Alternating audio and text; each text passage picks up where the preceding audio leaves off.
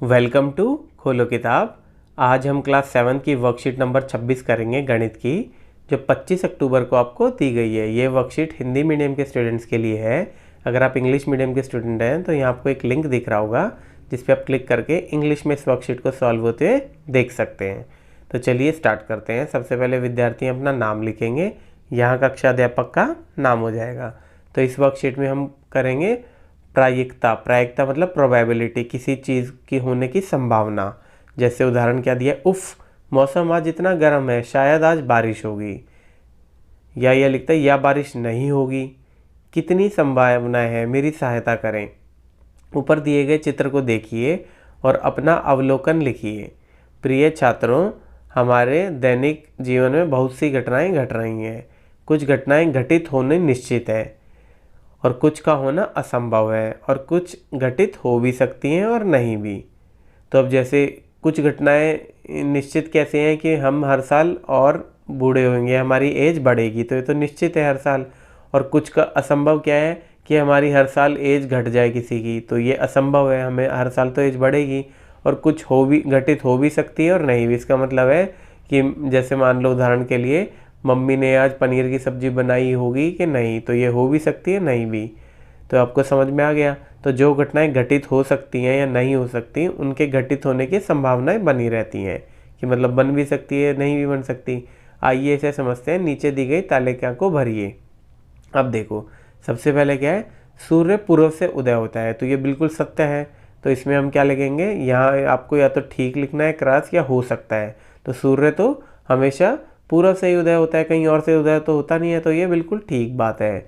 फिर है चींटी का आकार चूहे से बड़ा होता है। तो चूहा कितना ही छोटा हो बट वो चींटी से तो काफ़ी बड़ा होता है, तो ये आपका गलत है, तो यहाँ कांटा लगा देंगे। फिर तीसरा क्या है, रविवार के बाद शुक्रवार आएगा, पर रविवार के बाद तो सोमवार आता है, क्योंकि रविवार को आपकी छुट्टी होती है और उसके बाद सोमवार को आपकी वर्कशीट्स आती हैं। तो इसका मतलब क्या है, रविवार के बाद तो सोमवार आता है, शुक्रवार तो आता नहीं, तो यहाँ भी आप क्रॉस लगा देंगे। फिर है अगला मैच भारत जीतेगा। तो अगला मैच भारत जीतेगा क्या मतलब, ये तो हो भी सकता है नहीं भी, क्या पता जीते क्या पता हारे, तो यहाँ लिखेंगे हो सकता है। किसी घटना के घटित होने या ना होने की संभावना को उस घटना की प्रायिकता कहते हैं या प्रोबेबिलिटी कहते हैं, कि हो भी सकती है नहीं, संभावना क्या है। प्रायिकता का फॉर्मूला क्या होता है, अनुकूल परिणामों की संख्या बटे में संभावित परिणामों की कुल संख्या।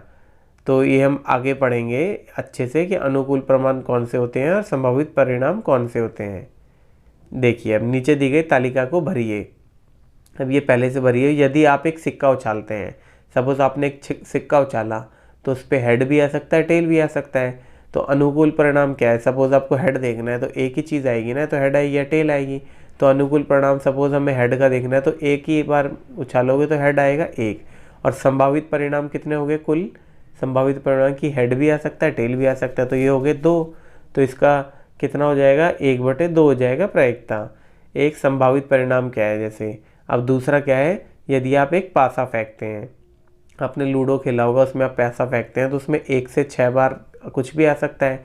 तो एक बार में कोई एक ही तो संख्या आएगी, या तो 1 आएगी या 2 आएगी या 3 आएगी या 4 आएगी या 5 आएगी या 6 आएगी। तो अनुकूल परिणाम क्या हो गए, 1 हो गए, क्योंकि एक कोई एक ही आएगी। और संभावित परिणामों की कुल संख्या कितनी होगी, इसमें 6 आ गई, तो 6 में से कुछ भी आ सकता है ना, तो ये क्या हो जाएगा अपने 1/6 हो जाएगी आपकी इसकी प्रोबेबिलिटी।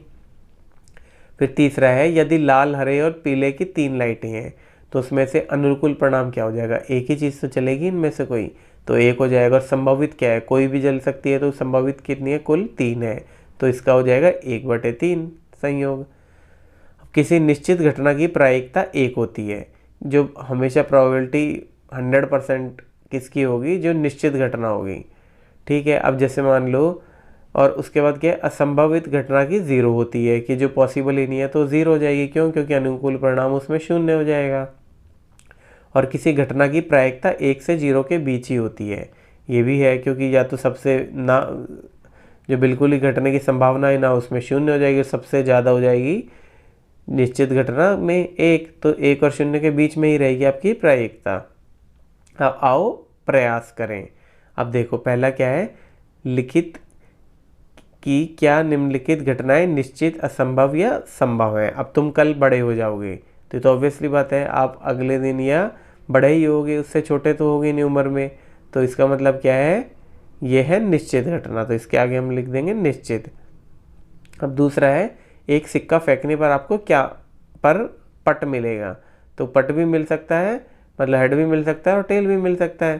तो इसका मतलब क्या है, ये क्या है, ये संख्या कौन सी है, संभव हो सकती है।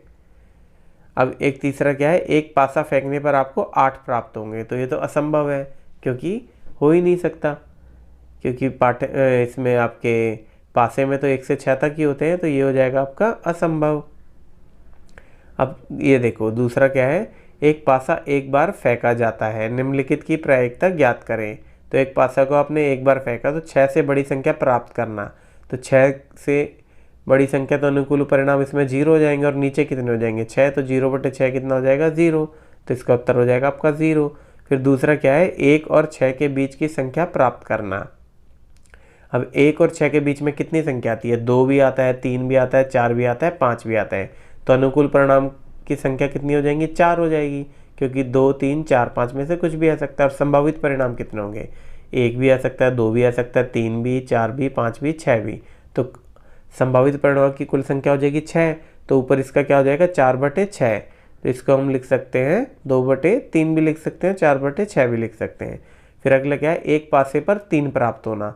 तो 3 प्राप्त होना, अनुकूल परिणाम की संख्या कितनी है, 3 ही तो हमें चाहिए। तो ये हो जाएगा 1, और संभावित परिणाम क्या होगा, 1 से 6 तक कोई भी आ सकता है, तो 6। तो इसका उत्तर हो जाएगा 1/6। अब अगला क्या है, एक पासे पर 3 प्राप्त करना। अब आपको एक पासे पे 3 प्राप्त करना है, ये भी हमने बताया। अब नेक्स्ट देखते हैं, जब एक स्पिनर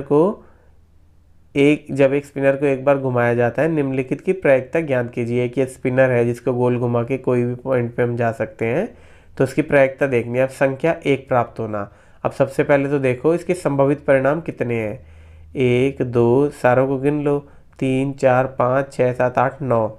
तो इसको क्या है, संभावित परिणाम की कुल संख्या कितनी होगी, 9। अब आपको क्या है, 1 प्राप्त करना है। 1 की संख्या कितनी है, 2 ही तो है यहाँ। तो 2/9 हो जाएगा इसका संख्या 1 प्राप्त करने की। अब उसके बाद क्या है, संख्या 3 प्राप्त करने का। तो संख्या 3 के अनुकूल परिणाम कितने हैं, 3 है, क्योंकि नीचे 3 ही दिखा रखे है ना। यही 3 भी हो सकता है, दूसरा भी, तीसरा भी। तो इसका हो जाएगा अनुकूल परिणाम 3 और संभावित परिणाम 9। तो 3/9 हो जाएगा, या 1/3 भी लिख सकते हैं। फिर तीसरा क्या है, संख्या 5 प्राप्त करना। अब इसमें देखो संख्या 5 कितनी बार है, 2 ही बार आ सकती है ना। तो अनुकूल परिणाम कितने हो जाएंगे, 2 की संख्या 2, और बटे में संभावित परिणामों की संख्या कितनी हो जाएगी, 9। तो इसका हो जाएगा 2/9। इसी के साथ हमारी ये वर्कशीट आज की कंप्लीट हुई। मिलते हैं नेक्स्ट वीडियो में नेक्स्ट वर्कशीट के साथ। Don't forget to like, comment, share and subscribe the channel. Thank you.